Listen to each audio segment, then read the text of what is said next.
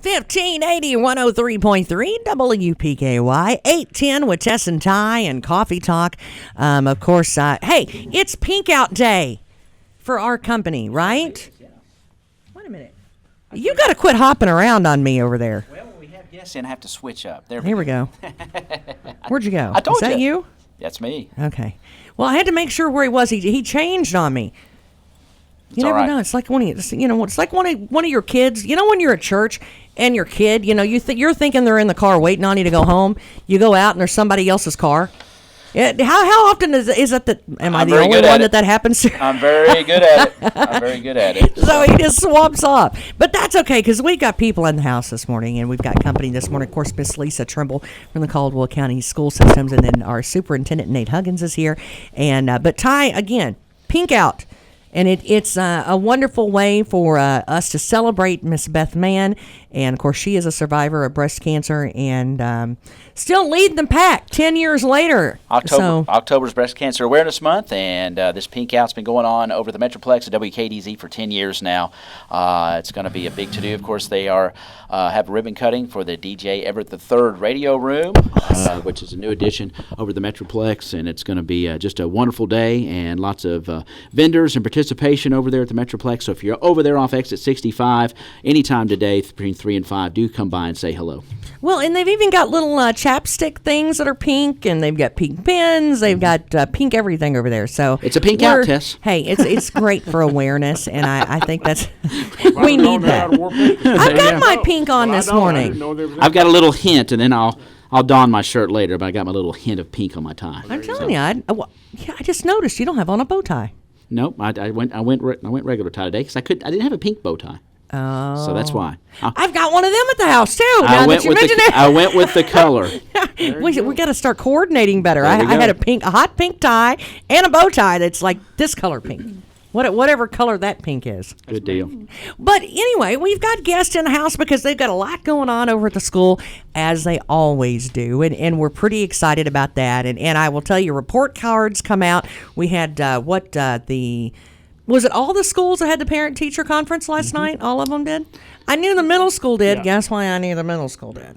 Yeah. I knew that they did. They all have them on the same night, so that they can try to coordinate parents that have kids in different schools. Right. And we had a good turnout. It was very, very successful. No mamas running from the building, nothing like that. Not that we know of. They could have, but no. The principal, all building administrators were saying that they had a great turnout and had some great discussions. Good. So nobody told on me then. Well, your name did come up. No. Hey, I will say we've got some great teachers that really are willing to talk to you and work with you. And if your child has anything that's going on, I had a couple of things that I wanted to talk to them about a couple of weeks ago. They were right there on the how can I help you? Is it let's do it together kind of thing. And it was amazing. So that was good. Anytime that there's a good conversation going on between the teachers and the parents and that communication is open, I think that's when we can really make progress. Right, exactly. So what do you got going on? Well, before Lisa, I'm going to let Lisa talk first, but I just want to say how gifted we are to have her in our Gifted and Talented program in our district. Yes. She does a phenomenal job. And she always has a heartbeat in her hands, and it's absolutely remarkable to see her with the kids. Ben Trimble is the luckiest man ever, is he not? He is, I tell you. And Lisa, I just want to tell you publicly thank you for all that you do. Thank you. And You're without welcome. further ado, I'll let you go ahead and talk about Battle of the Books. Sure. And anything else you'd like to talk about. Yeah. Good morning. Good morning. Good morning. How are you all? Of course, in case you didn't know, Lisa Trimble is also Trimble Farms. Yes. And we pick on Ben a lot, but that's okay. I went to school with him, and she married him. It's allowed.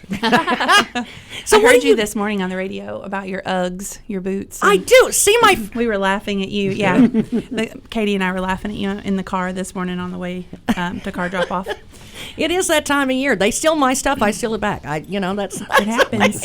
We share things at our house too. There you go. We're supposed to. Yeah. So I'm excited. When Mr. Huggins asked me to come and speak today, I was super excited, and I had plans to talk to you and Ty at some point about this battle idea that I had. So he said, why don't you come and join me on Friday? And I said, sure. So it's called Battle of the Books. And the idea was not originally mine. My niece is a 5th grader in a school system outside of Detroit where she lives. And she told me about it last year at Thanksgiving, and she had her battle book that she was reading, and I just quizzed her, and I said, tell me about it. What is it?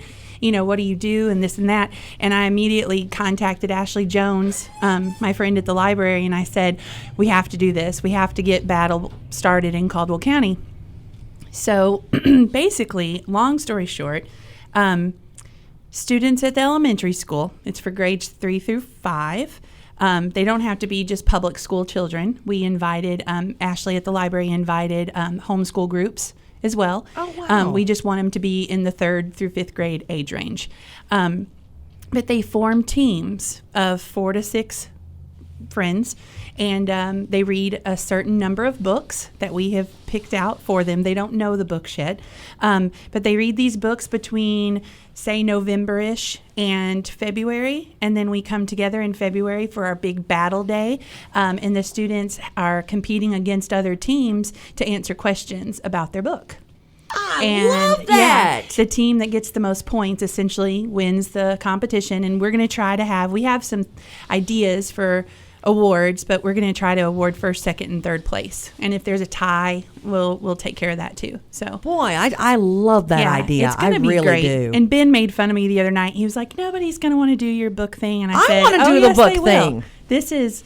I love to read. Anytime you can make a game out of something Yes. with the kids Right. and, That's and a struggle kind of for put them some. against each other a little bit Yeah. and, prod them a little bit. Boy, that's especially if you can put what's the prize? The prize probably because, and I should say it's me and Ashley Jones at the public library, and then we've gotten Dottie Roberts, the librarian in the school system. We've She's brought her on amazing. board, so Yeah, she surely is. the three amigos can work this out. But we want to make sure the prize is centered around reading, since this is a reading thing, and we want to foster a love and and ensure there's students that are passionate about reading. But like you said, maybe this little bit of competition will hook that reluctant reader, and they'll find a book and fall in love and become a reader themselves. So And it doesn't matter the subject either? not really, no. And it's not centered around the gifted and talented program either. This was, like I said, just an idea that my niece did, and I said we've got to get this out for anybody and everybody. So it doesn't matter if they're in my program or not. I want to invite them all to come. But these books will be pushing the limits a little bit, maybe a little bit higher level than what they're used to they're reading. elementary age level books, but Ashley and Dottie and I, and I should say, there's a lady at a public library in Birmingham, Michigan. That's where my niece lives. Her name's Stephanie. She has been a tremendous wealth of information, and she shared pretty much everything from her battle program. So the books are elementary level. Some of them might be a little more challenging. We tried to pick a variety of genres. So there will be a graphic novel and a historical fiction, a good variety to catch. So they have a list to choose from. So no, we have pre-chosen the 6 books, and it's a surprise. We have a kickoff next week that I'll tell you a little bit about. But they won't know. The students don't know what their books are yet. They just kind of have a hint from what the teachers and I have talked to them about at the elementary school. But the big reveal comes next Tuesday night, and they get to hear what their book titles are. And I wrote several letters, and Ashley and Dottie, we all wrote letters to businesses and asked them to sponsor us. And so we have raised enough money that we bought enough books for at least 10 teams. Now, if we get more than 10 teams, we'll work it out, but no cost to the student or parent whatsoever. Every team will get their own set of 6 books to share amongst themselves. So Sweet. it worked out. Good. Yeah, very sweet. It's going to be great. It's going to be awesome. I love that Yeah. idea. And now the ages is 3rd grade through 5th grade. Okay. And Ashley's got a few folks that come to the library with the homeschool program that are interested.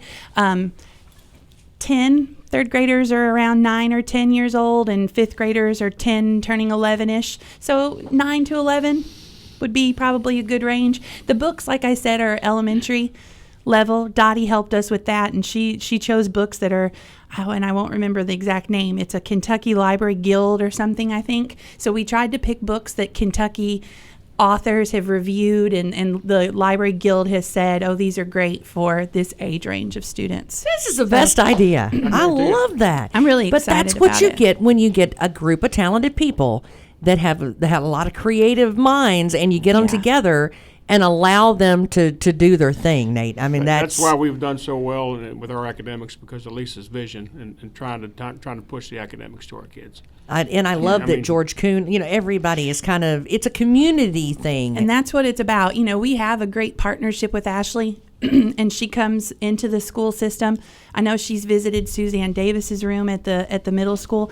We have to have that partnership, and we just want to make it even stronger than it already is. And Nichelle Fawn at the library, she's been amazing, helping me and kind of getting me to the certain people to contact and ask for assistance and all. So it's been wonderful. And next Tuesday, we're having what we're calling our kickoff day, and it's at 5:30 at the library. We're going to be in the auditorium, and so I have these brochures that I brought for you. We handed these out. I was at parent-teacher conferences, and I tried to talk to all the parents I could see when they came into the book fair. They're in a couple of businesses around town, but anybody that's interested, I invite them and encourage them. I'm begging them to come to our kickoff next week, and that's where we'll be able to speak a little bit more in depth with interested people about what the battle will entail, and they get their books. And if a parent wants to purchase the set of books for their students, completely their choice. Like I said, we got all of our books. I'm so tickled. I'm excited. So they it's going to need be great. Coaches? Is that something that we you're do? needing? Yes, thank you. We do need coaches. And I had a few parents that I spoke to at parent-teacher conferences. Just don't be afraid by the word coach. We're asking that the students form their own teams, and that would require an adult of one of those students to kind of be the liaison for Ashley and Dottie and I. And it just requires them to give me some contact information so I can keep them up to date on what's going on. And let them know specific details. And the coach's job, really, it's just talking to their littles and making sure that they're reading their books. And if the coach wants to read the book, we can provide.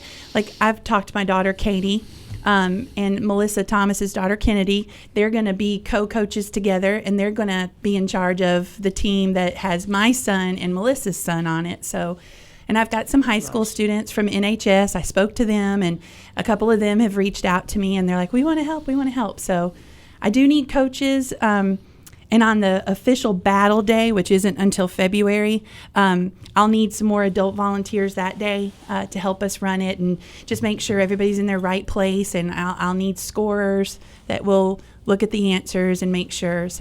And they'll have all the books read by February? They will have to have all yes. the books read by February. And the competition kind of... the way my niece described the competition, everybody convenes in a big place, and the team sits on the floor, and only the team members are allowed to be together. Coaches, adults have to step out to the side. They're not allowed to help them at all. It reminds me a lot of academic team competitions when I coached at the middle school. They're on their own. They have to have read the books and know it forward and backward, and they'll be asked comprehension type questions, factual based questions about their books. And for every right answer, they get so many points. I love this. I am so excited. And there'll be a about moderator there facilitating. Yes. Coda Young, if you're listening. Okay. We're going to, Ashley and I were going to reach out to Coda and see if he would be the MC, the moderator, for the day. So I'm excited about that. I think this is neat. Well, at any time, you've got the teams together now. You're bringing coaches and volunteers. That's really it's a community thing, and they're all, talking about education with kids. Yeah. And it's like they're learning, but they're having fun, so they're not really noticing. And they're pushing the limits of their academics. Yeah. They're when you learn, it's important to learn, and maybe give yourself a little bit extra so that you can kind of get ahead of the game. And what a model. So you had a fifth grader, a relative of yours, that kind of talked about this was going on in our school, so you decided, you're going to go out and check this model out and then bring it to Caldwell County. I did. Mm-hmm. It runs in the genes then, is that what you're saying? Just smart people in your family. I guess so. Smart readers. There you go. We have a family of readers, Ben and his parents, and Ben's brother Curtis. My niece is Curtis's daughter. I wish my son had a little bit more of a passion for reading, but Well, it's okay. I've got one that likes to read, one that doesn't like to read, and one that just loves books in general. Yes, but we're and readers likes to be read too. of everything. If you can find that love for reading, that's the foundation, because Yes. you have to be able to read to do all the other anything. stuff. You're exactly right. So, If you struggle at reading, it's a struggle in other places. Well, I think too, my so- daughter, because she's the one that likes to read, and I think she stays more inquisitive than CJ does. And I think it has a lot to do with reading because she Yes. picks up those books and That's she's why I more encourage inquisitive. parents to read with their kids at Right. least 15 to 20 minutes a night. That will push them up on in the top 3% of all kids if they'll read with them just 20 minutes a night. I mean, research shows that. So please, parents, read with your children. Be like me. Hey, Give them I'm the bad path too to- about saying, well, I don't have time. You got to make the time. Got to make the time. I 20, can- 20 minutes goes by in the blink of an eye. Preaching to myself right there. Please, And there please was, read with your kids. I had a quote that used to hang on the wall by the light switch in my classroom, and it said, you don't not love reading, or I forget the exact wording, but it's something like, it's not that you don't love reading, you just haven't found the right book. And that's what I tell Bradley. And, he struggles a little, and I tell him, it's just because you haven't found the right book yet. We try all kinds. And so right now he's reading Little House on the Prairie, and he voluntarily says, oh my gosh, Mom. And that's the first time I've ever really heard him get excited. So he wants to try this, and we'll see how CJ it found goes. one this year. It was Where the Red Fern Grows. And Oh my actually, it was gosh, at the yes. end of last year because they Such were a doing good it in book. class. And he was suddenly the kid that didn't, he wouldn't read a magazine, Yeah, let alone it just takes the right one to hook him. Yeah. And this is where it begins. Yeah, Exactly. it does. I mean, it starts really earlier, but what if you can get into a program like this Yes. and get really Right. fired up about Yes. it at those and ages? this is a start off. If this goes well, I would love, Ashley and I have talked about, if this goes well, bring it to the middle school. Yeah. And we model it and pick middle school books. And so wouldn't that be awesome if That would be it was awesome. for more grade levels, more I age love it. levels? That'd be amazing. So kickoff Kudos to you, will woman. be will be you. Tuesday, October the Thank you so much, 29th Lisa. at the George Coon Public Library Auditorium. Yes, correct? sir. That's right. And- 5:30. We'll see him there. All right, and if this is something that you want to participate in or be a coach, Lisa Trimble, 270-625-4672, and you can contact, of course, our Caldwell County School System as well at 365-8000. So I'll tell you, Nate Huggins, you better hold on to her with both hands. Don't let her go Well, nowhere. we've got a chain on her ankle. We're I- not, we're not we going to let need her out to. of Caldwell But County. when She you does love a great what you job do, for our kids. yeah, and when you love what you do, and I mean, love what I do. It's apparent every day, Lisa, when I Yeah. see you in the building with kids. I that enjoy you it. love education, you love children. I'll tell Thank you, you for we- all that you do, really. You're You know, welcome. no kidding, and all joking aside, we've had a lot of people here lately and it seems like over the last couple of weeks, of course, Miss Paulette Gray was here, and of course, what an administrator herself in her own right. And it's, we had the retired teachers in here the other day, and it seems there's a theme in Caldwell, and it seems like even when they retire, They don't let go. They don't retire. They don't You let don't go. let They go. just keep on volunteering. This- Once an And so it's- educator, always an educator. Right, and I think that has a lot to do with why our kids are successful and becoming more and more so. And I think that's a testament to our county and our parents and our teachers and that sort of thing. So what else have we got going on over there? Well, I'm going to defer to Mr. Miller and Mr. Adams. I know they've got to get back to work, and I've got a few more minutes in my schedule today to talk to you. So I'm going to get Mr. Miller in here, Coach Miller in here, and Mr. Adams. And I'll let them go, and then I'll then come you on, come and back. then I'll come back and finish up. That sounds Okay? good to me. Well, thanks so much, Yes, ma'am. Lisa Thank Trimble. you I'm all. telling Thank you. Lisa, Thank you you. very much. Thank Hey, you. happy Pumpkin Day and pumpkin season out at Trimble Farms. Thank you. We still And have some left. I bet she is. Are you still doing hay rides out there? We're not doing hay rides anymore, but we still have a few pumpkins we can move if people are interested. Well, I So- can tell you they've got some nice ones and some pretty ones out there. It's Lisa Trimble and Trimble Farms, and of course from right out here at Caldwell County School System. Hey, stick around. We've got Rhett Miller. I'm not going to call you Reese today. I'm not going to do it. I did the other day, but I'm not going to do it. And we've got Coach Ball in here as well. Stick around. It's 1580 103.3 WPKY.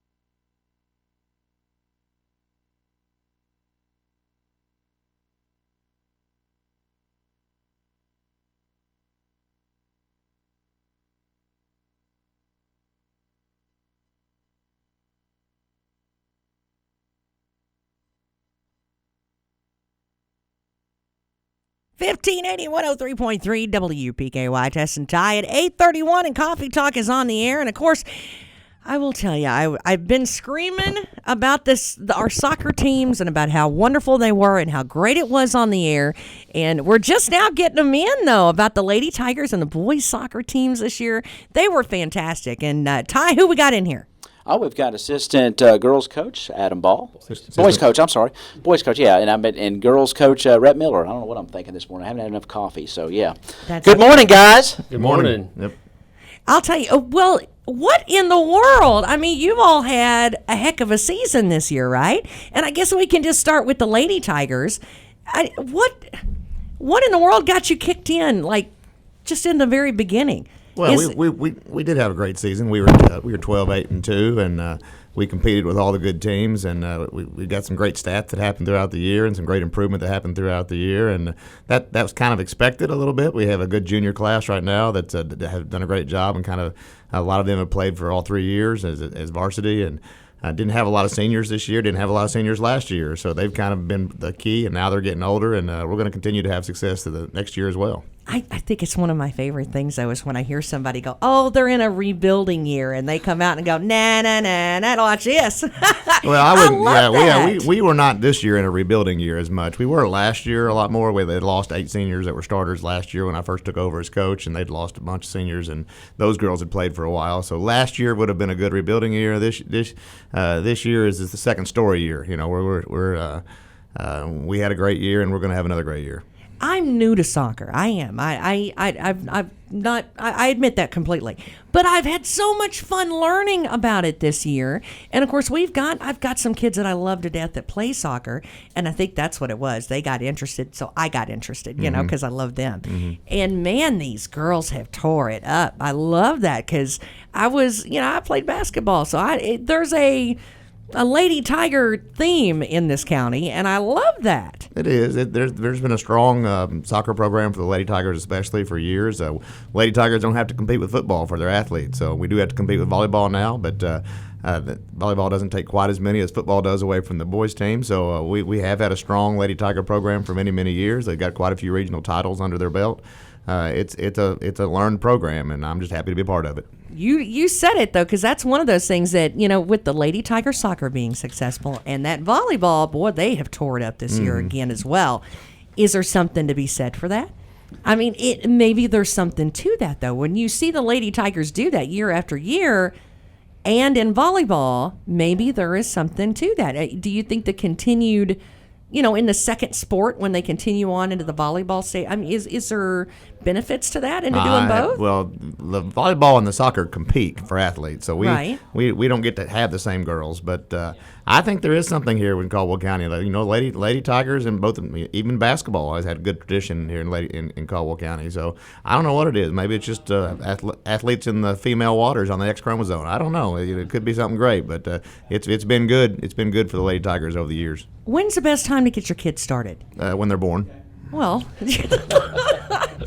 as soon as they can walk, make them kick. When do we start them though? I mean, when do our little leagues and things like? When does that start for the girls? Well, I'm very involved in the youth program here in Caldwell County, and even from they can play when they're 3 years old. Some of them even 2 years old, depending on their birthday. So they can start very, very early, and we have programs. Our under 4 program, which I coached 2 or 3 years in a row, and my kids were that age, and it's a lot of fun. We just play games and do lots of things, and then they can go all the way up through, and from that point on, they can be on a team. So it's exciting. It's exciting to get your kids started early and getting them moving out there on the field, and we like to see it. And what is the seasons that those start? Like, what time of year do you really need to start thinking about and watching for those signups? Well, the youth programs have both the fall and spring. So in the youth program. We'll have sign-ups right when school starts, and they'll start up pretty quick, and then in the fall, and then we'll start again in February and early March, and back with in the spring season. Okay, and then as far as off-season, that sort of thing, and it's nothing that you've got to go out and spend $300-400 to get them started in. Just go in and let them, get a taste of it, right? Once they get involved in the youth programs, we provide a ball. And as long as they have shin guards and a pair of cleats, or not even a pair of cleats, just shoes. Just bring shoes. They'll still have fun playing. Well, what if a kid says, what is too old to start? there's no such thing. We've had girls this year and boys this year that have just come out in the last few years as high school.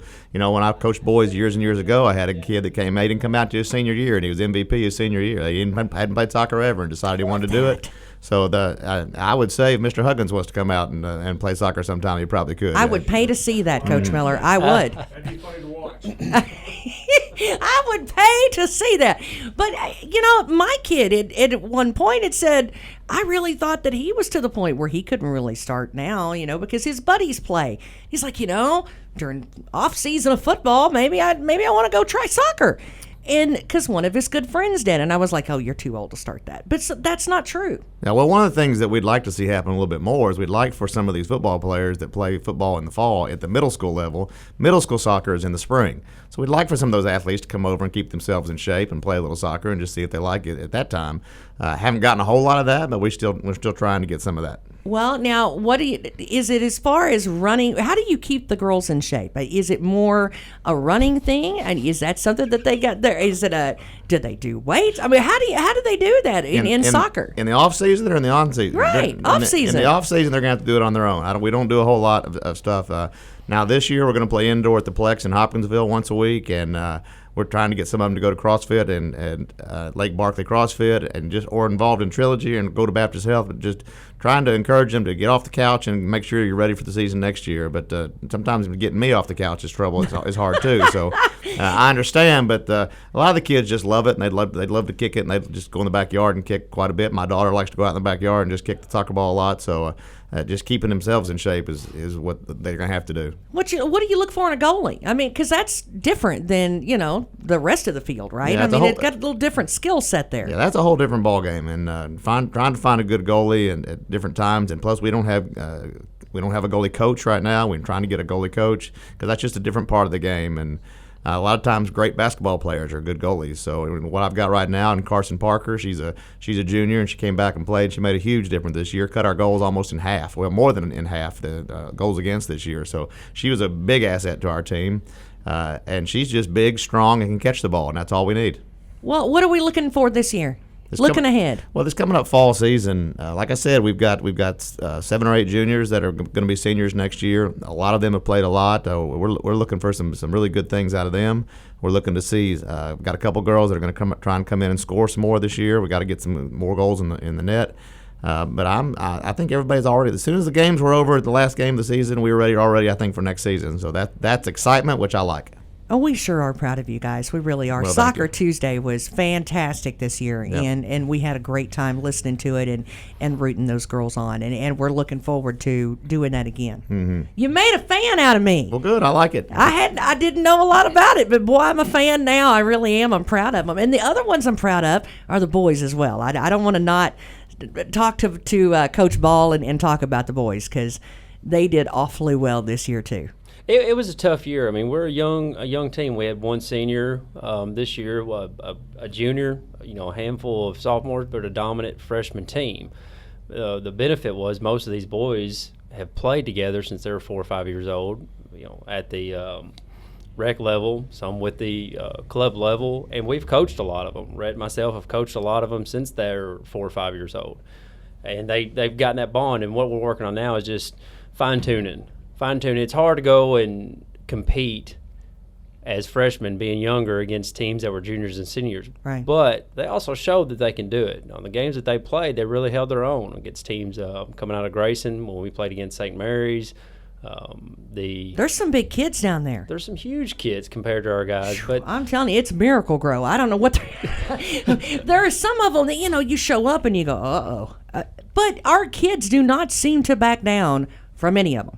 Ever. No. They're not scared. They're not scared. They get a little intimidated and they might freak out a little bit, but once they get settled in, give them the first 5-10 minutes, they're right there with them. They get in there, scrap with them. Even some of our smaller guys. You watch Nick Adams out there on the wing, and he'll take on anybody. And whether they're 6 foot tall or he doesn't care, he's going to get in there and he wants the ball. And that confidence starts in middle school or elementary school at a young age. I mean, even with the guys, because it can be intimidating to be a guy if you're a little on the smaller side and you're not one of the tallest guys in the class. That Amen. can be intimidating. I wasn't going to say anything. He gets picked on even still now.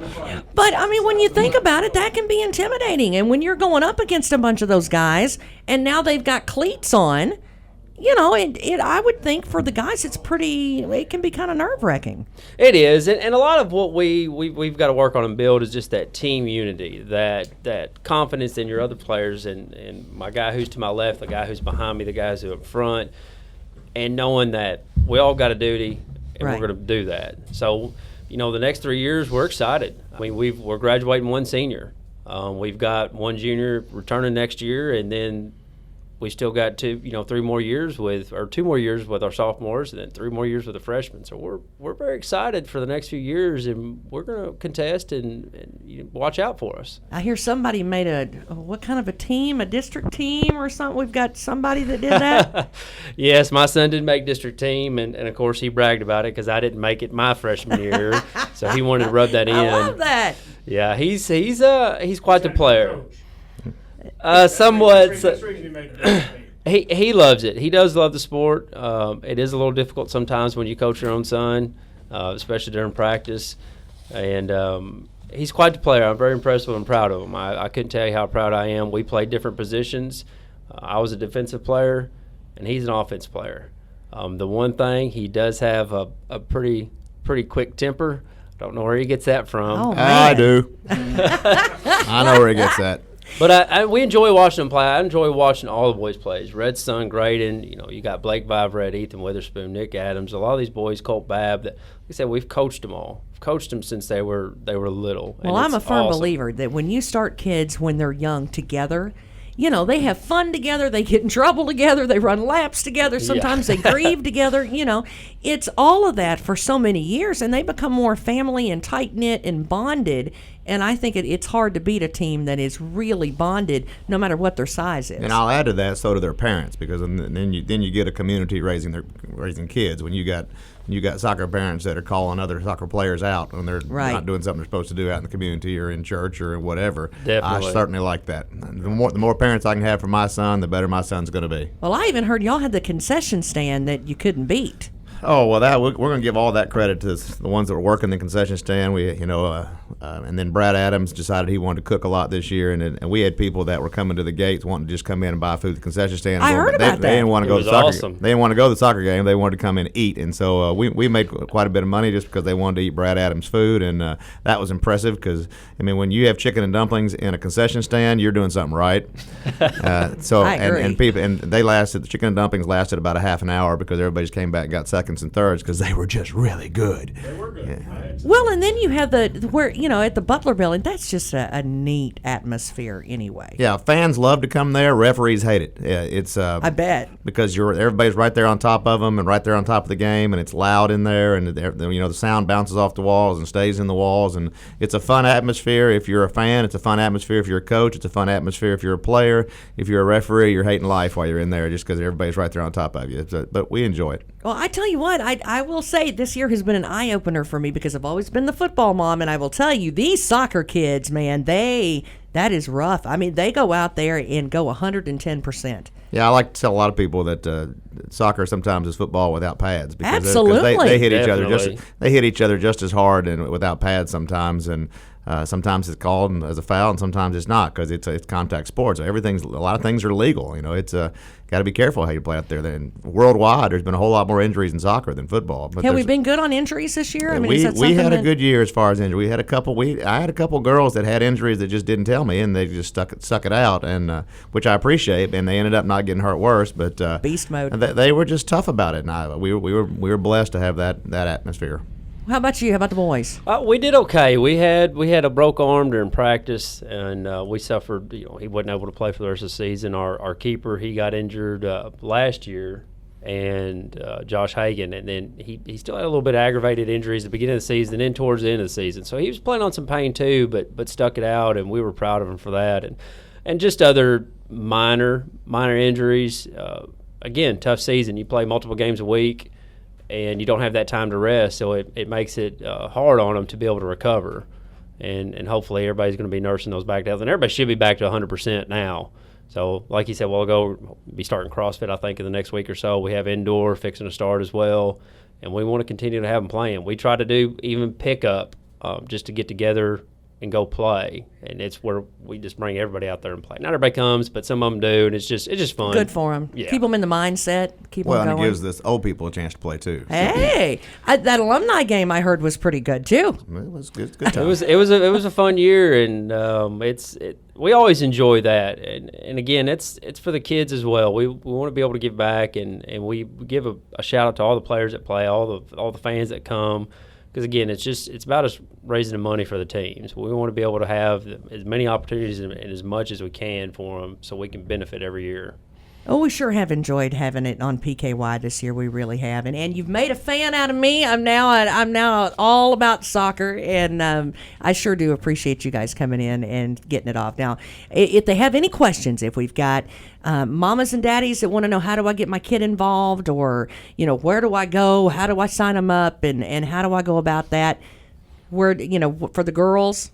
In the rec programs, it's all the same. Okay. So you can contact me, or you can contact my dad, or you can contact Mike Davis, or Shanae Beavers, or Whitney Boynton at Daniel Childers. We have a board for the youth programs. As far as middle school and high school goes, pretty much you can contact me at the high school. I can get you where you need to go, or Coach Tanner Reed. You can contact him at the high school.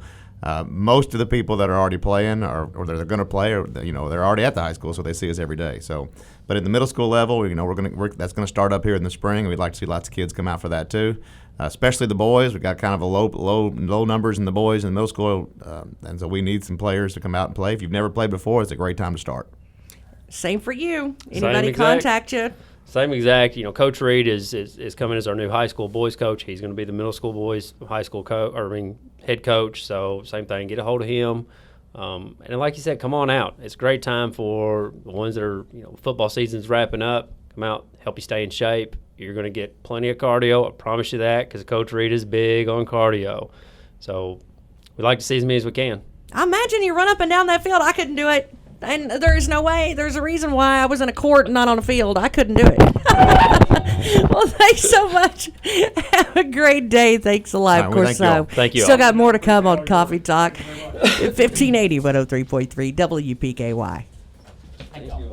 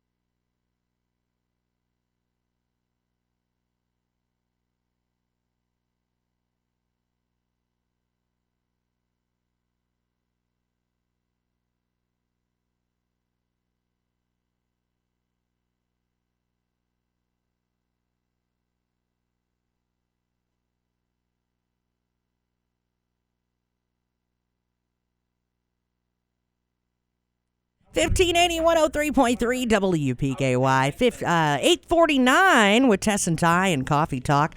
And of course, we had our soccer teams in here and our coaches in here and had a great time with that. And we've got some folks in here that are walking in. Ty, who have we got? All right. We got a good full house today. Yeah, good morning. Doug and Vicky Roper here from Southside Baptist Church. And boy, we're talking to talk about a Princeton tradition. And we're talking about Judgment House. They've already had started Judgment House. It's already had a weekend, I do believe, at least. And then, of course, you're going to wrap up this weekend. That's right. I do believe at Southside Baptist Church. So welcome. And, I heard a little bit of uniqueness about this year's Judgment House in that Vicky authored the script for the Judgment House, the theme and everything. So tell us a little bit about how that came about. Okay, usually we get our script from judgmenthouse.org, organization that we are affiliated with. And this is our 23rd year to do it, and the majority of our scripts does come from there. The script this year was an excellent script from there this year. However, it was one that would involve a lot of actors and also a lot of space. And since Southside is building a new building, hopefully that's where it will be in the future, it just would not accommodate our needs. So I began just kind of praying about it. Actually, often when I read a script, I'll pray about it and see if God says, yep, that's the one. And I didn't get the feeling for that. We've done a lot of the other scripts before. I tried to recall any that might be appropriate, and I couldn't think of any. So I started thinking about what we've done in the past. We've done a lot of issues that are very prominent issues that are happening now, and I started thinking about what is going on now, especially with our youth, because our scripts are more youth-oriented. That's why I think they're so well received. And God laid it on my heart. People feeling completely alone, and we've all been there. That's not strictly a youth thing. Adults, there are times when we're going through trials that we feel like we're alone, that we have no one. And in working, Doug and I are very blessed that we get to work with the youth at Southside, and have for many years since we had kids. So when I talk with our youth and I teach Sunday school, one thing that came just over and over again was the pressure they go through now. It's so different than when we were in school. Right. All the trials and drama is still there, periodically, of course. But there are times they feel so alone and they have no one to talk to. So then I've seen so much written about suicide. That's very prevalent. And I have a lot of statistics that I want to share with you about that. But that really laid heavily on my heart. So I shared with our youth director, I feel led to write the script. It's going to be typically a subject that a lot of people are kind of straying away from. But I said, I really feel led to talk about suicide. And he said, I'm confident, go with it. And I would tell you, we went away for a few days, and I wrote the first 4 scenes in the first couple of days that we were traveling. So it's not my words, it's words that God gave me to share with others.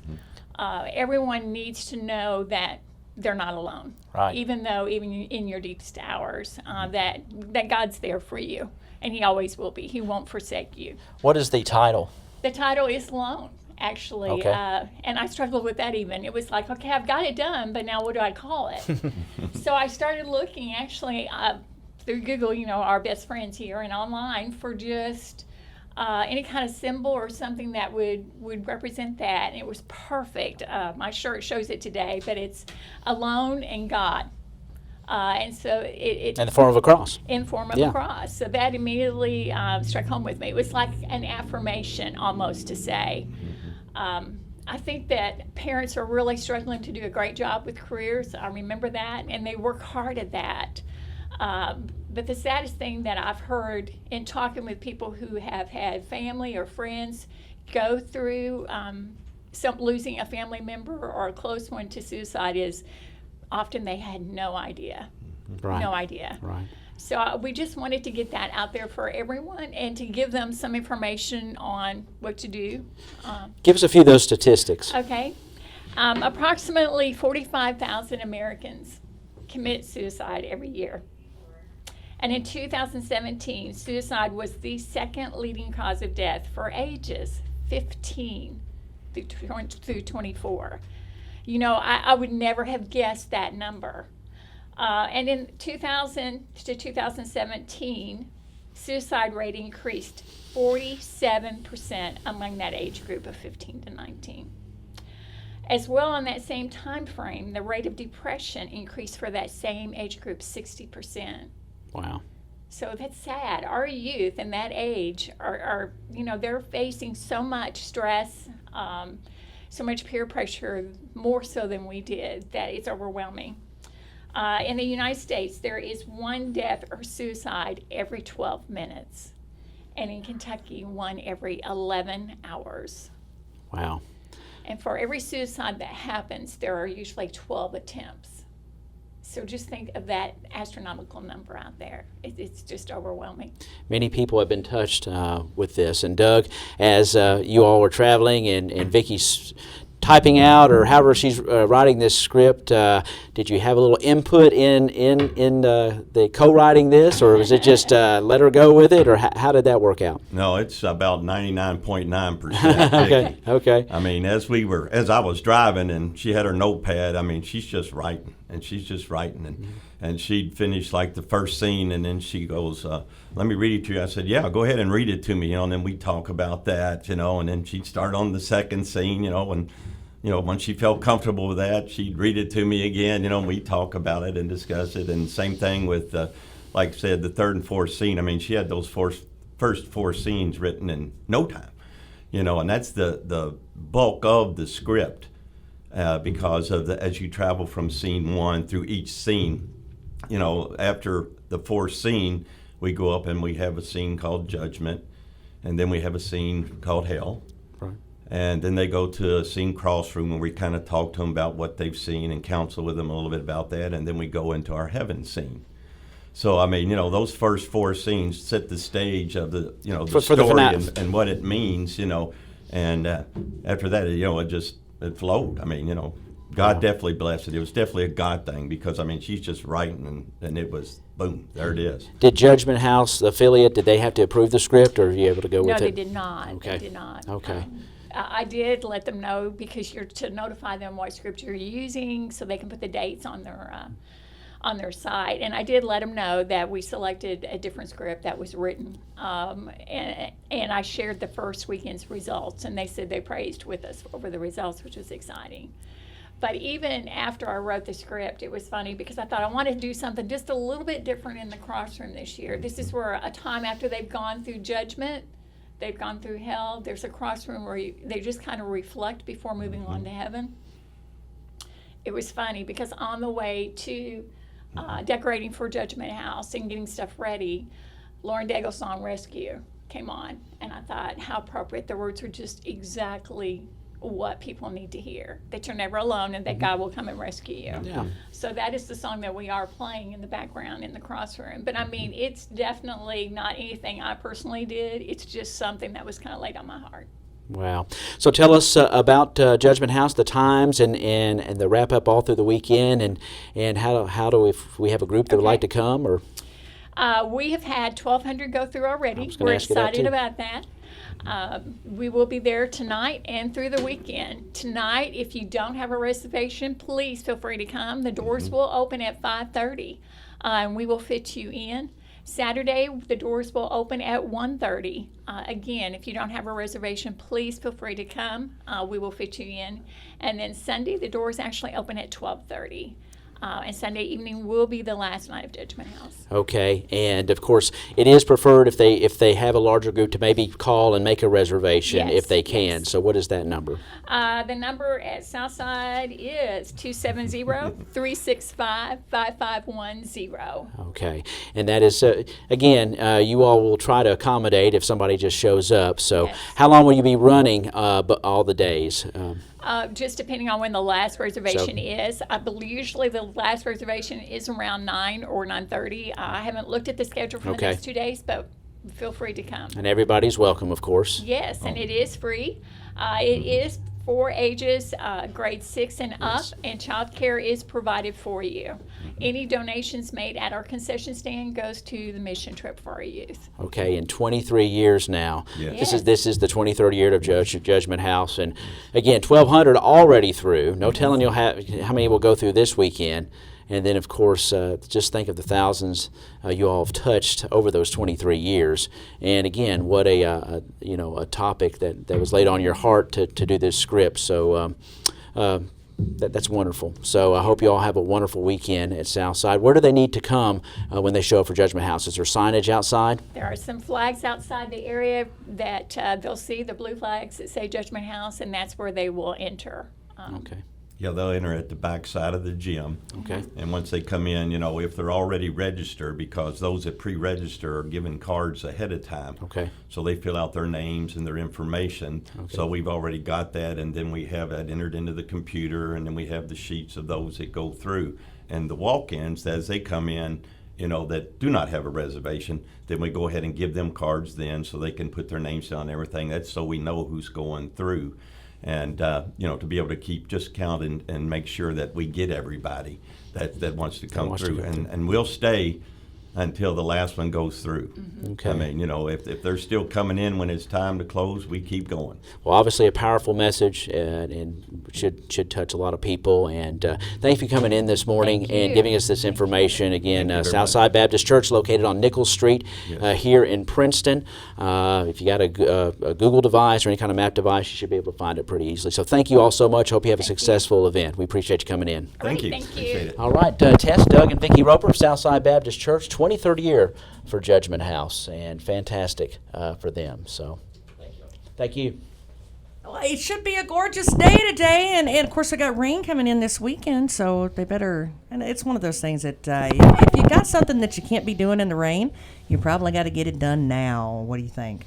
Yeah, we're probably going to have, if you had any outdoor plans for Saturday, probably not going to be a good idea, as we're going to have rain moving in this afternoon, probably spreading out throughout the evening and into most of the day tomorrow. Could see 2 to 4 inches, according to the National Weather Service, and some gusty winds as well. So just kind of check your plans, kind of check Facebook if you've got something going on that you've got planned. You need to make sure that, like the Fall Festival over at Fredonia at the ballpark. You need to check their Facebook and that sort of thing. They are going to be moving it to First Baptist Church, Fredonia First Baptist Church, in case it does, if it's a washout. So make sure you check with that. Otherwise, have a great weekend. Of course, we've got Audrey Lamb, and let's see here. Todd Griffin will be up here in just a few minutes. That's right. Have a good weekend, everybody. 1580 103.3 WPKY.